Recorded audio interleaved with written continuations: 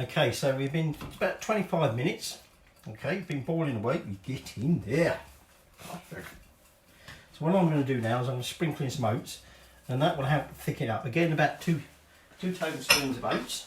Okay, and so obviously we need to just cook this through a little bit more till the oats are cooked through, and that should help thicken it up. And that's essentially it. Now, cut some hunks of bread, some hunks of rye bread. Okay, you ain't getting two. There's two portions there, one for me, one for the missus. All right. But anyway, that's the rye bread. Actually, we cooked earlier, dark rye bread. Recipes up on YouTube. So, while we're just letting that cook through, turn that heat up a little bit more. Just a final little update, really. So we said Harold's dead. Now, at this point, obviously William's victorious, but he isn't immediately crowned King of England. In fact, now where was it? I'll have to think about this.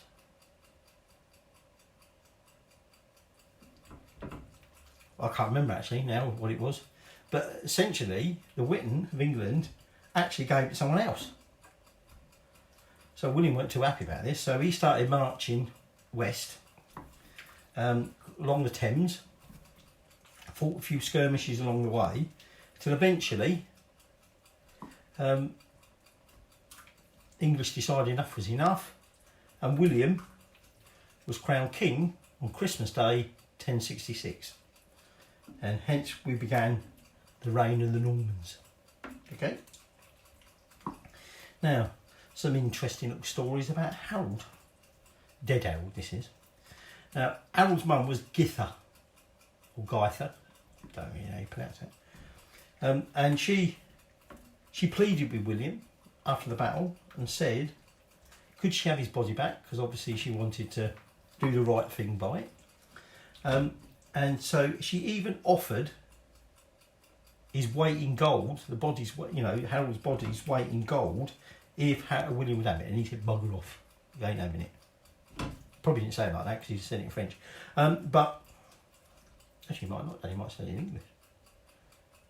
But anyway, he wouldn't let her, and he said, the body shall be cast into the sea. Now, there's no evidence to say whether he actually did do that or not. All running at low and ale.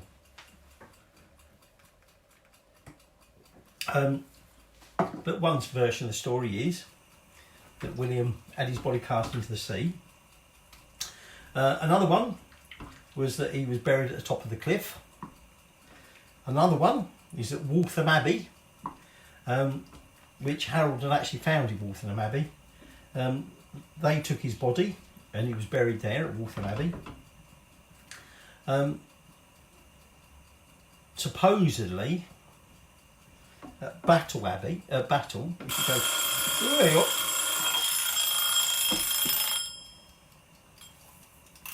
Your timer came back in time with me. I'm going to give it another 10 minutes, okay, because of them oats in there. Another story is that, well, certainly whether his body's there or not, a different story. But if you go to Battle Abbey, apparently the altar is meant to be buried. The altar is meant to be built over the spot where Harold died, and there's a little plaque there that says that. But basically, he's dead. Although another story was that he didn't die. That after being defeated by William, he escaped and he became a hermit living in Chester. Although that's very doubtful. Alright? So, that's the story of William the Bastard and how we became, for a little while, French. Or Normans anyway. So, this is just going to cook on a little bit longer to get them oats cooked through.